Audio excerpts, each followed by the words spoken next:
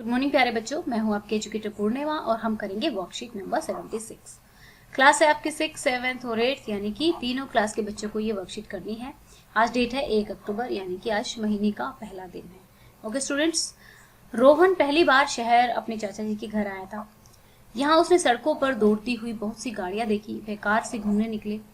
रास्ते में चाचा जी ने गाड़ी रोककर पेट्रोल भरवाया। रोहन ने पूछा, चाचा जी पेट्रोल कहाँ से आता है? तो बच्चों, पेट्रोल जो है हमारा पेट्रोलियम से मिलता है और पेट्रोलियम हमारा क्या है? एक कच्चा तेल है और ये एक प्राकृतिक ईंधन भी है। ठीक है। अब पेट्रोलियम से हमें बहुत सारी और भी चीजें मिलती हैं, जैसे कि सीएनजी मिलती है। सीएनजी की फुल फॉर्म है संपीड़ित प्राकृतिक गैस, और द्रवीकृत पेट्रोलियम गैस एलपीजी की फुल फॉर्म है। ठीक है। हमें क्या क्या मिलता है पेट्रोलियम से? हमें पेट्रोल मिलता है, हमें सीएनजी मिलती है, हमें एलपीजी मिलती है। अब बात आती है कि पेट्रोलियम बनता कैसे है। ठीक है। तो पेट्रोलियम हमारा जब बहुत साल समुद्री जीवों से बनता है, मृत समुद्री जीवों से बनता है। ठीक है। और ये भी बहुत प्राचीन समय के जो मृत समुद्री जीव थे उनकी वजह से। सो बच्चों देखो, होता क्या है कि बहुत बड़ी लेयर्स होती हैं। जब समुद्री जीव मर गए, फिर उनके ऊपर मिट्टी डलती रही, बहुत ज़्यादा प्रेशर हो गया। उस प्रेशर की वजह से बहुत ज़्यादा हाई टेम्परेचर हो गया। फिर ये क्या हुआ? ये ईंधन में बदल गई। लेकिन इसको बनने में लाखों करोड़ों साल लगते हैं। ठीक है। तो इसीलिए हमें जो पेट्रोल है उसको ध्यान से यूज करना चाहिए। अब मैं आपसे क्वेश्चन पूछती हूँ कि पेट्रोल किससे बनता है? पेट्रोलियम से। पेट्रोलियम कहाँ से मिलता है? मृत समुद्री जीवों से। अब यहाँ पे देखिए, यहाँ पानी है और यहाँ पे ड्रिल मशीन लगाई हुई है, तो इसके नीचे जाकर हम पेट्रोलियम क्या कर सकते हैं? निकाल सकते हैं। ठीक है बच्चा। अब कल मैं एक वर्कशीट, एक और वीडियो बनाऊंगी जिसमें आपको बताया जाएगा कि पेट्रोल कैसे बनता है। अभी एक और चीज कि जो एलपीजी है, आप लोगों को पता है आपके घर में एलपीजी का सिलेंडर आता है ना, तो किस लिए आता है? घर में खाना बनाने के लिए एलपीजी का सिलेंडर आता है। सीएनजी का उपयोग वाहनों में किया जाता है तेल के रूप में। ठीक है। तो आप लोगों ने सुना होगा कि सीएनजी वाली कार है, डीजल वाली कार है। ठीक है। तो सीएनजी हमारी व्हीकल्स में यूज की जाती है। पेट्रोलियम को बनने में लाखों सालों का समय लगता है। हमें सोच समझकर पेट्रोल का इस्तेमाल करना चाहिए। पेट्रोल बचाने के लिए लाल बत्ती पर गाड़ी के इंजन को बंद कर देना चाहिए। कम दूरी तय करने के लिए पैदल या साइकिल का उपयोग करना इत्यादि। तो बच्चों, यहाँ पे आपसे डायरेक्ट क्वेश्चन पूछा हुआ है। सेकंड क्वेश्चन का आंसर है ये, क्वेश्चन नंबर 2 का। हम पेट्रोल को कैसे बचा सकते हैं? कुछ उपाय सुझाइए।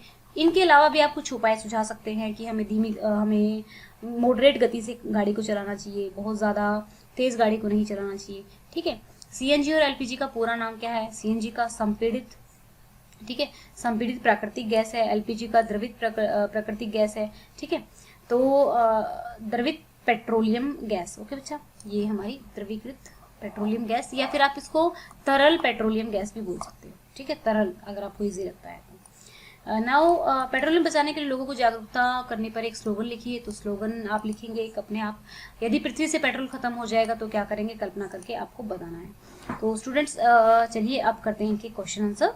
हम नया चैनल बनाया था 6 to 8 के लिए, कुशिका निधि स्कूल्स पर भी हम लाइव करते हैं। ठीक है। तो लाइव आने का टाइम है 4:30 for English medium and 4:50 for Hindi medium. ठीक है। इस टाइम हम लाइव डिस्कस करते हैं इन्हीं वर्कशीट्स को दूसरे चैनल पर। तो आप उस चैनल पर आकर इस टाइम पे लाइव सेशन में आ सकते हैं और साथ के साथ डिस्कस करते हुए वर्कशीट्स को कर सकते हैं। ओके बच्चों, तो फर्स्ट क्वेश्चन करते हैं। सीएनजी और एलपीजी का पूर्ण नाम और इनके उपयोग लिखिए।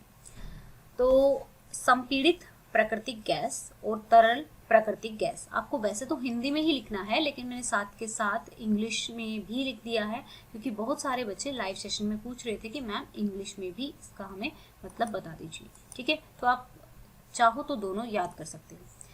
हम पेट्रोल को कैसे बचा सकते हैं? कुछ उपाय गतिविधि सुझाइए। हम साइकिल का उपयोग करके पेट्रोल को बचा सकते हैं। इलेक्ट्रिक वाहनों का उपयोग करना चाहिए। एयर फिल्टर को नियमित रूप से साफ करें। मध्यम गति से ड्राइव करें। तो आपको क्या करना है, या फिर अगर थोड़ी दूरी पर जाना है तो आप लिख सकते हैं थोड़ी दूरी पर जाना है तो